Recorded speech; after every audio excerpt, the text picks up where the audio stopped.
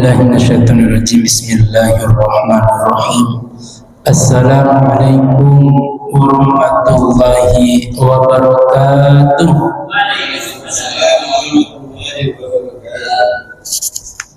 Bagaimana kabar malam ini Bapak-bapak, sehat? Alhamdulillah. Alhamdulillahirabbil alamin, wassalatu wassalamu ala asrofil anbiya'i wal mursalin wa ala alihi wa ashabihi wa man tabi'ahum huda, amma ba'd. Rabbi zidna ilman warzuqna fahman, rabbi ishrah li sadri wa yassir li amri wahlul 'uqdatam min lisani yafqahu qawli. Nawaitu ta'allum wa ta'liman ibtigha'i wajhillah wa mardatillah, amin. Alhamdulillah, pada malam hari ini kita bisa bermuajahah, bertatap muka kembali dalam rangka mengkaji, memahami kitab Al-Hikam, kitab tasawuf. Untuk lebih berkahnya, mari kita awali dengan sama-sama baca umul kitab. Ala hadhihi niyyah wa likulli niyatin salihah wa ila hadratin nabiyil mustafa wa maulana Muhammadin sallallahu alaihi wasallam wa ala alihi wa azwajihi wa dhurriyyatihi wa man tabi'ahum bi ihsan ila yaumiddin, wa khususan ila al-musannif fi kitab al-hikam asy-syekh Ibnu Athaillah As-Sakandari nafa'anallahu bi ulumihim fid din wa dunya wal akhirah, wa khususan ila jam'iyatina fi majlisina hadha wa li ummati Muhammadin sallallahu alaihi wasallam ajma'in. Syai'unillahu lana wa lahumul Fatihah. A'udzu billahi minasy syaithanir rajim. Bismillahirrahmanirrahim. Alhamdulillahi rabbil alamin. Ar-rahmanir rahim. Maliki yaumiddin. Iyyaka na'budu wa iyyaka nasta'in. Ihdinas siratal mustaqim. Siratal ladzina an'amta 'alaihim ghairil maghdubi 'alaihim waladdallin. Amin. Amin amin ya rabbal alamin. Selanjutnya mari kita lanjut kajian kita pasal yang ke-64 yang berjudul kecewa terhadap sesuatu adalah kemerdekaan dari perbudakannya. Oke, pelan-pelan dicerna dulu judulnya. Ya, kecewa terhadap sesuatu, ini judulnya. Jadi kita merasa kecewa, kecil hati, ya kecewa lah intinya, ya kecewa. Paham misalnya kecewa bapak-bapak ya? Terhadap sesuatu, ya apapun yang bikin kita kecewa ya, itu kan secara zahirnya kita tuh sakit, terzolimi kan, namanya dikecewain misalnya. Tapi hakikatnya itu kita merdeka dari perbudakan. Perbudakan apa? Perbudakan sesuatu itu. Oke, kita lihat langsung saja ke pasalnya. Bismillahirrahmanirrahim. Wa qala al-musannif rahimahullah ta'ala wa nafa'ana bi ulumihim fid dharain. Faslun. Anta hurrun mimma anta anhu aisun wa 'abdun lima anta lahu matami'un. Artinya, kau merdeka dari segala yang tidak kau inginkan, dan kau budak dari segala yang kau inginkan. Ya, pelan-pelan dicerna dulu Bapak Ibu, baru nanti kita ke penjelasan. Kau merdeka dari segala yang tidak kau inginkan. Artinya apa ini? Kalau kita kagak punya keinginan, kagak banyak keinginan, berarti kita merdeka. Kau merdeka dari segala yang tidak kau inginkan. Berarti kalau kita tidak punya keinginan, berarti kita merdeka. Dan kau budak dari segala yang kau inginkan. Maksudnya apa? Jika banyak keinginan, banyak maunya, berarti kita budak dari hal-hal yang kita inginkan itu. Itu maksudnya itu. Jadi bagaimana solusinya? Jadi jangan banyak mau, jangan banyak keinginan. Pengen punya mobil, pengen punya rumah, pengen punya ini, pengen punya apartemen, pengen punya jabatan, pengen punya semua. Kalau banyak keinginan seperti itu, pasti kita jadi budak dari keinginan kita itu sendiri, budak dari hawa nafsu. Tapi kalau kita kagak punya keinginan, dalam konteks tidak banyak maunya, apa yang ada udah cukup gitu, itu pasti kita merdeka itu. Oke, kita lihat penjelasannya. Ini adalah dalil lain yang menunjukkan betapa buruknya ketamakan dan terpujinya keengganan terhadap para makhluk dan sikap qanaat terhadap rezeki yang sudah dibagi. Ada sifat tamak dan sifat qanaat. Yang minggu sebelumnya kita pernah diskusikan sifat tamak ini sifat serakah. Kalau kita punya rasa sifat yang tamak, yang serakah, yang duniawi berlebihan, pasti kita itu terbudak oleh keinginan dan duniawi kita. Tapi kalau kita qanaah, ini lawannya, ini sikap tamak itu lawannya qanaah. Qanaah terhadap apa yang telah diberikan Allah, terhadap rezeki yang sudah Allah anugerahi, insya Allah kita merdeka. Kita merdeka. Lanjut dikit, ketamakan pada sesuatu sama saja dengan penghambaan terhadap sesuatu itu. Tuh, kalau kita serakah, kita tamak terhadap sesuatu, berarti kita penghambaan kita itu terhadap sesuatu itu. Sementara itu, keengganan terhadap sesuatu adalah bentuk kebebasan dari sesuatu itu. Kalau kita tidak serakah, berarti kita itu bebas. Ya, tidak terlalu terikat dengan itu. Keengganan itu membuktikan ketidaktertarikan dan ketidakbutuhan hati terhadap sesuatu itu. Orang yang tamak akan menjadi budak, sedangkan orang yang enggan terhadap sesuatu akan menjadi orang yang merdeka. Ternyata maksud dari poin ini, kalau kita banyak maunya, banyak keserakahannya, banyak keinginannya, kita akan diperbudak oleh sesuatu yang kita inginkan itu, sesuatu yang kita serakahkan itu. Tapi sebaliknya, jika kita enggan terhadap hal-hal tadi, yaitu tamak, keinginan, serakah itu, pasti kita terbebas alias merdeka dari hal-hal tersebut. Oleh sebab itu dikatakan seorang budak akan merdeka selama ia puas. Seorang yang merdeka akan menjadi budak selama ia tamak. Jadi kalau kita memiliki sifat tamak itu, berarti kita akan menjadi budak terus. Tapi seorang budak pun kalau rasanya itu puas, rasanya qanaah, itu disebut orang merdeka. Tuh. Jadi tolak ukurnya ternyata merdeka atau tidak itu ketika kita berusaha qanaah dan kita jauhi dari sifat serakah. Kalau kita qanaah berarti merdeka. Kalau kita serakah atau tamak berarti kita budak. Maka keserakahan terhadap sesuatu sama saja budak sesuatu tersebut. Kalau kita serakah pada jabatan kita, sama saja kita dibudak oleh jabatan itu sendiri. Itu maksudnya ya. Lanjut, sifat qanaah adalah sikap tenang saat hilangnya sesuatu yang biasa ada. Ini adalah awal langkah zuhud. Tuh. Berarti kata kunci terakhir ini, kita kudu qanaah. Apa itu qanaah? Yaitu merasa cukup apa yang Allah berikan kepada kita. Tuh. Jadi qanaah itu hamba-hamba yang selalu bersyukur, yang tahu terima kasih, yang merasa puas dan cukup apa yang dimilikinya.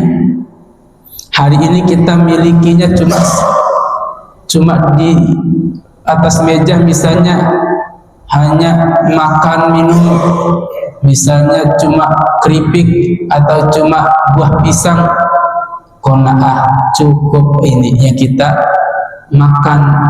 Nggak perlu kita kasarnya itu nyari-nyari yang kagak ada. Kita qanaah apa yang ada, merasa puas dan cukup apa yang ada. Jadi jangan menghabiskan energi untuk mencari yang tidak ada.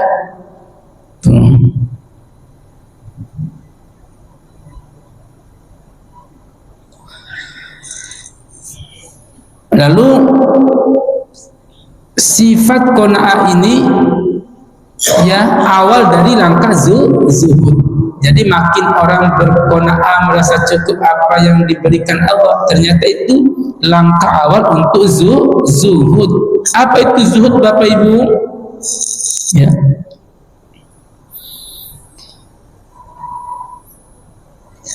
Zuhud itu salah satu sifat atau mental kita, ya, yang tidak mementingkan duniawi, ya.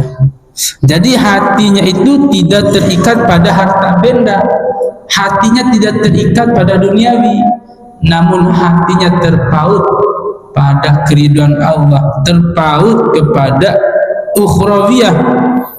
Ini namanya zuhud. Jadi bisa dibilang juga zuhud itu meninggalkan perkara-perkara yang tidak bermanfaat. Itu juga zuhud. Dia orientasi hidupnya terhadap hal-hal yang bermanfaat, hal-hal yang positif, yang diridhoi oleh Allah. Nah, itu zuhud itu.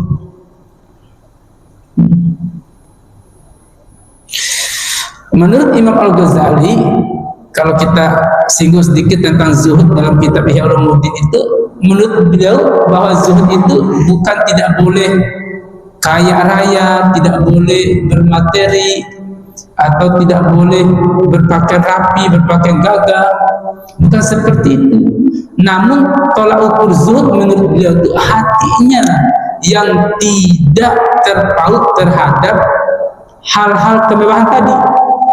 Boleh dia kaya tapi zahidnya saja, boleh dia makan enak, boleh dia berpakaian mewah, tapi itu secara zahir, namun hatinya tetap terpaut kepada Allah, tidak terpaut kepada fasilitas tadi. Itu zuhud.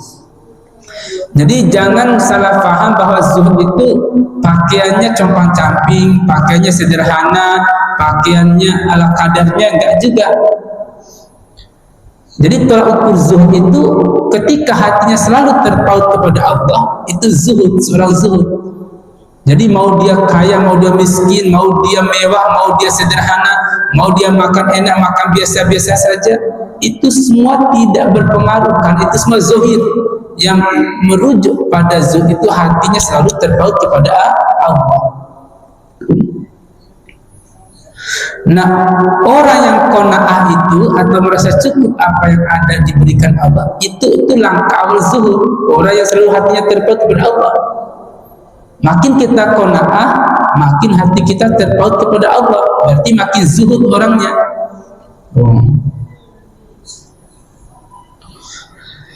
Di pasal 64 ini sekali lagi kesimpulannya adalah, ya, kalau kita banyak keinginannya, banyak maunya, maka akan muncul sifat tamak, sifat serakah. Itu membuat kita budak atau menjadi budak dari sesuatu yang kita inginkan tersebut. Tapi sebaliknya, jika kita qanaah atau tidak banyak maunya, syukuri apa yang diberikan Allah, insya Allah itu orang akan merdeka, hidupnya tidak terbelenggu.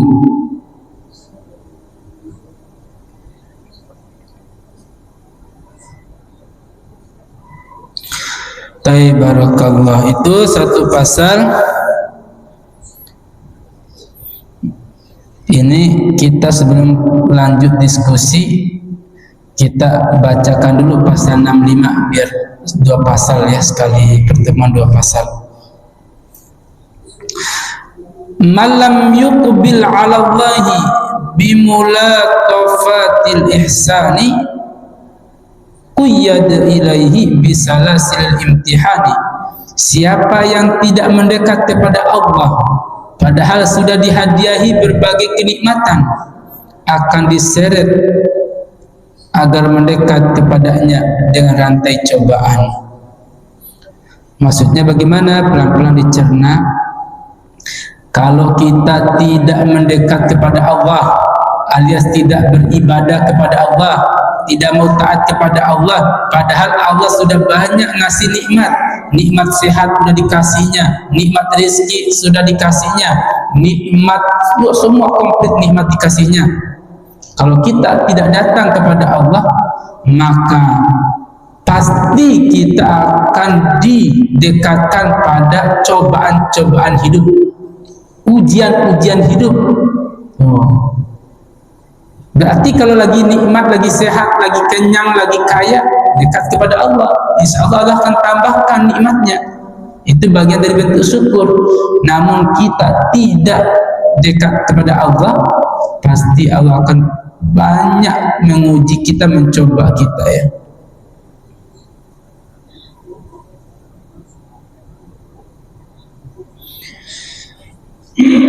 Bahasa lainnya bagaimana? Bahasa lainnya, jika tidak datang kepada Allah pada saat senang atau saat bahagia, maka pasti akan datang padanya seseorang itu ya, pada seseorang itu keadaan sedih atau susah.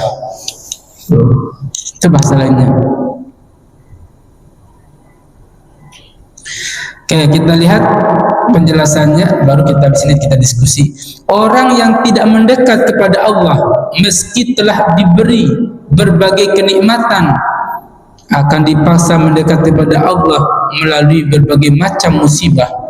Artinya kedekatan seorang hamba kepada Allah terjadi melalui 2 proses. Kedekatan seseorang kepada Allah itu ya, ada melalui 2 proses. Pertama, dengan diturunkannya nikmat kepadanya sehingga dia bersyukur kepada Allah atas nikmat tersebut ya, dan bersiap melayaninya. Jadi melalui proses pertama ya, dekat kepada Allah itu yaitu dengan bersyukur atas nikmat-nikmat yang Allah berikan. Yang kedua, dengan diturunkannya musibah yang menimpa tubuh atau hartanya sehingga dia akan berlindung kepada Allah dan memintanya agar mengangkat musibah itu. Nah, mungkin itu akan menjadi sebab dia meninggalkan keduniaan dan hanya mau bergantung kepada Allah.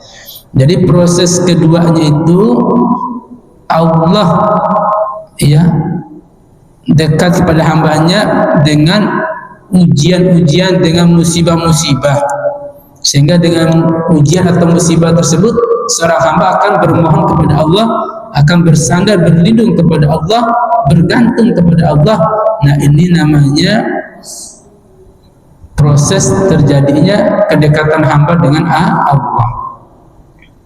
Berarti kudu husnudzon kepada Allah, dikasih nikmat, dikasih kemudahan, alhamdulillah kita syukuri. Dikasih cobaan juga alhamdulillah, karena itu juga bagian dari proses dekatnya dengan Allah.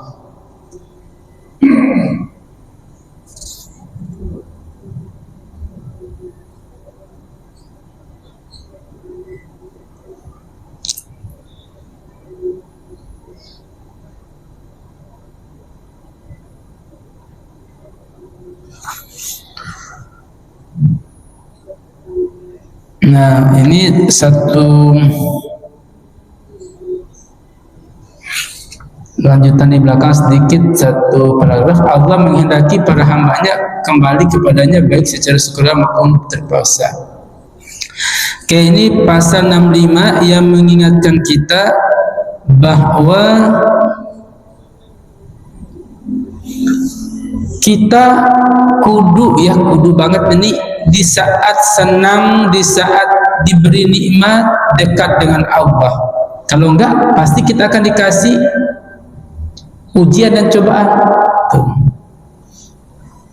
Maka di saat senang, di saat susah, kita berusaha dekat kepada Allah. Supaya apa? Supaya kita tetap stabil, tetap Allah beri nikmat itu terus menerus. Ya, Allah janji orang yang bersyukur itu akan terus ditambah nikmatnya.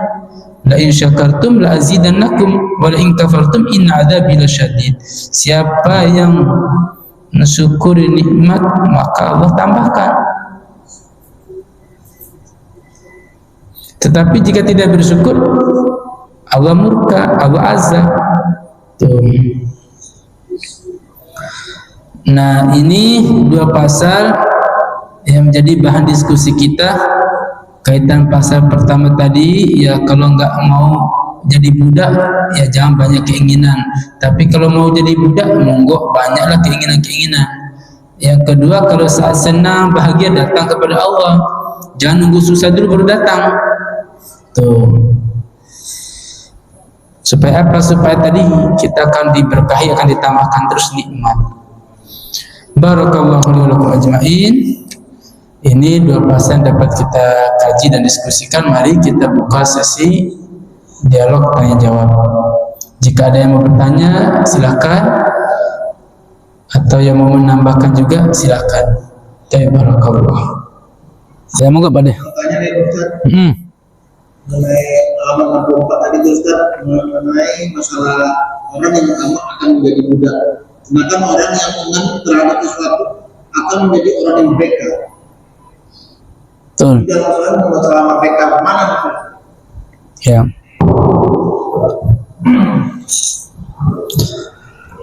Barakallah.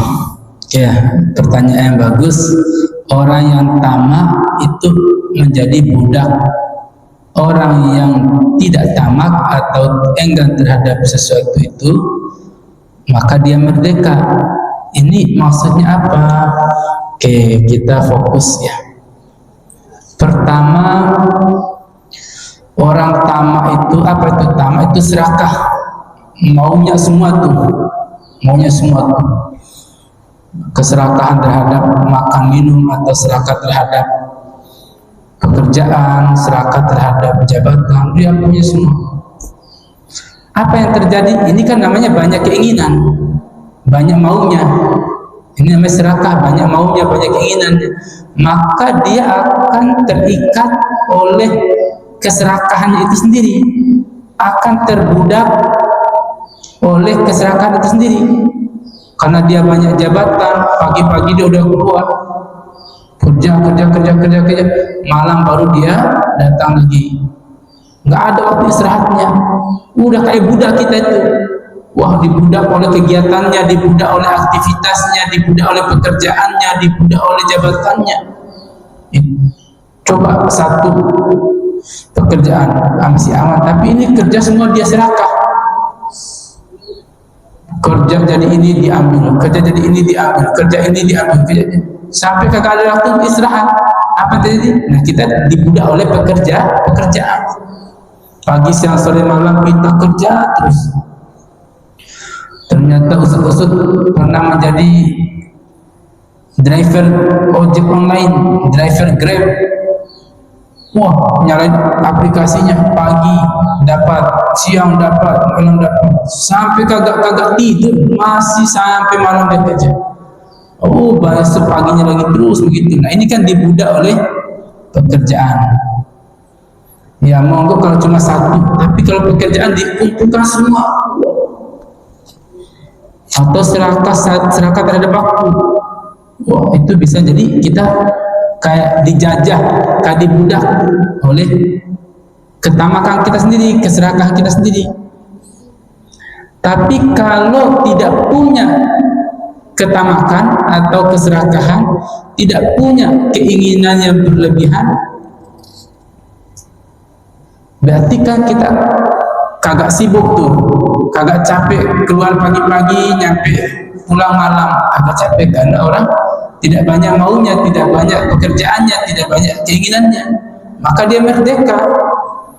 Merdeka itu dalam arti dia bebas, tidak terikat oleh hal-hal yang membelenggunya, tidak terikat oleh pekerjaannya, oleh ininya, oleh jabatannya, oleh harta bendanya, oleh istri anak, enggak. Tapi dia terbuka dan bebas.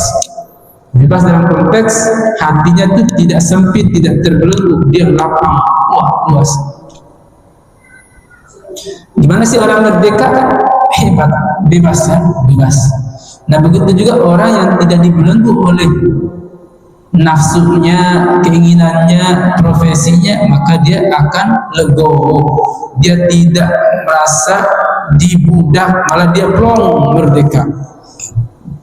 Nah, maka dari pertanyaan tadi, merdeka seperti apa ini modelnya? Merdeka dari sisi hatinya, dia tidak terbelenggu. Yang kedua, fisiknya, dia tidak dipaksa untuk kerja rodi, kerja seperti budak, malah dia merdeka, tidak ada beban untuk saya harus kerja ke sini ke situ. Akhirnya dia merdeka. Nah itu ada ya, insyaallah mudah-mudahan ditangkap, difahami insyaallah. Barakallah. Monggo ada lagi Bapak? Lagi kan kita. Monggo. Pertanyaan nomor 65 tadi Ustaz, kona'ah itu Ustaz. 65, oke. Bilangnya sesuatu yang biasa ada yang tahu dulu, gimana tuh Ustaz? Ya, jadi kona'ah itu sifat yang terpuji, yang mulia. Kalau di sini adalah sikap tenang saat hilangnya sesuatu yang biasa ada. Maksudnya qanaah itu pertama menerima, legowo, merasa cukup apa yang dianugerahi oleh Allah. Ternyata datang ke masjid pakai sandal, itu kan biasa ada, itu sandal itu kan biasa. Tak tahu pas turun masjid hilang tuh sandal. Nah dia tetap tenang, hilang sandalnya itu, nggak marah-marah. Dia menganggap sandalnya itu anugerah Allah, lalu diambil juga, hilang, Allah juga yang menghilangkan. Dia merasa hatinya legowo saja, mau ada tenang, tidak ada juga tenang. Ini namanya ciri orang yang qanaah. Oleh karenanya bisa kita evaluasi itu. Kalau kita hilang barang kita yang biasa ada, entah sandal, entah sepatu, tak tahu kita tetap tenang aja bawaannya, nggak gerasa gerusuk, nggak marah-marah, berarti kita itu ciri orang yang qanaah. Tapi baru aja hilang sandalnya, sebelah ada sebelah tapi kagak ada sebelah, marahnya minta ampun. Semua orang dicerca, DKM-nya dimarah-marahin. Itu bukan ciri orang yang qanaah.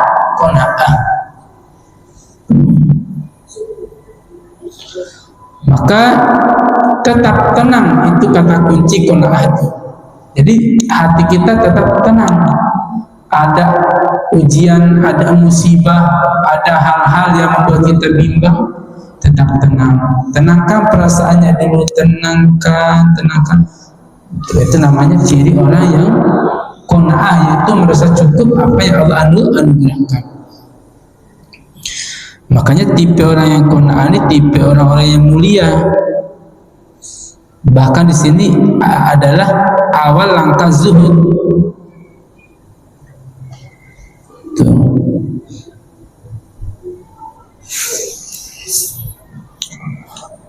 Barakallah. Jadi kata kuncinya bisa dilihat di pengalaman hidup kita atau evaluasi hidup kita.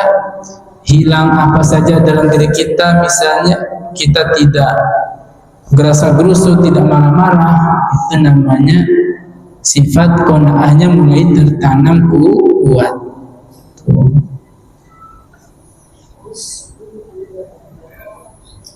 Barakallah. Itu ya.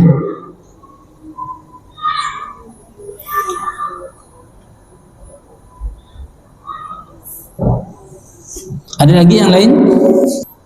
Oke, kalau kagak ada itu berarti pertanda faham. Husnudzonnya pada ngerti, pada nangkap, pada faham. Tuh. Taib, itu kesimpulannya bisa kita kerucut khusus pasal 64 itu kesimpulannya, jika banyak keinginan maka kita menjadi budak. Namun jika tidak banyak keinginan kita akan merdeka. Itu kesimpulan pasal 64. Pokoknya jangan banyak mau. Kalau banyak mau itu udah pasti budak kita tuh. Nggak merasa cukup ya. Pelan-pelan kita punya keinginan, juga punya harapan, tapi nggak berlebihan ya. Yang bisa kita akomodir. Sedangkan pasal 65 ini kesimpulannya, mau senang, mau bahagia, mau susah, tetap dekat kepada Allah, tetap beribadah kepada Allah. Tuh. Bisa ditangkap bapak-bapak? Tuh, alhamdulillah. Saat senang datang kepada Allah, saat susah juga datang kepada Allah. Jangan saat senangnya aja datang kepada Allah, saat susah hilang entah kemana. Tuh. Maka resikonya jika tidak datang kepada Allah, pasti Allah akan memberi ujian, memberi cobaan buat kita itu.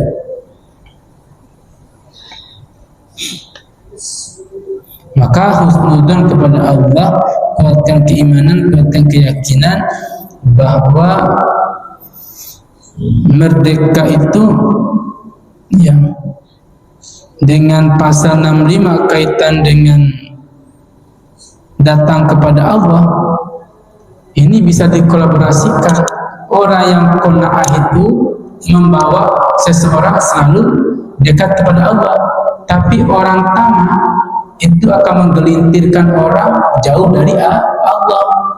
Tuh, kata kuncinya itu semua digabungkan.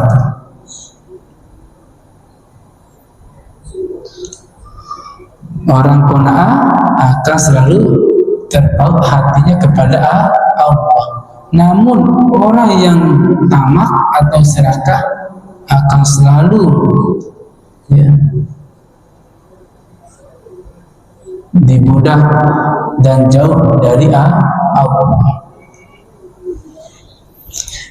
Barakallahu li wa lakum ajma'in. Monggo jika masih ada lagi silakan. Jika kagak ada ya kita cukupkan, cukup dua pasal. Insyaallah di berikutnya pasal 66, 67 ini masih lanjut di pasal ini ya.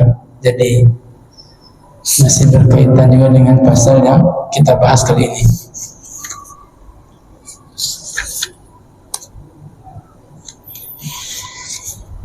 Mudah-mudahan bisa ditangkap, bisa dipahami, singkat padat kesimpulannya ya. Baik.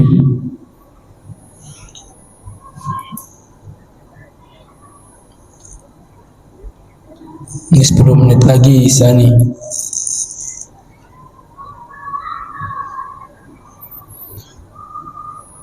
Cukup Bapak-bapak? Cukup ya? Oke, biar nggak pusing, cukup dua pasal tapi insya Allah kita paham, itu jauh lebih baiknya ketimbang banyak kita kagak paham, kagak nangkap. Hadanallahu ajmain. Mari kita akhiri, kita tutup majelis kita dengan sama-sama baca doa seperti biasa. A'udzu billahi minasyaitonir rajim. Bismillahirrahmanirrahim. Wal 'asri innal insana lafi khusr illa alladziina aamanu wa 'amilus solihati wa tawassaw bil haqqi wa tawassaw bis sabr. Shadaqallahul 'adzim. Subhanakallahumma wa bihamdika asyhadu an la ilaha illa anta astaghfiruka wa atubu ilaik.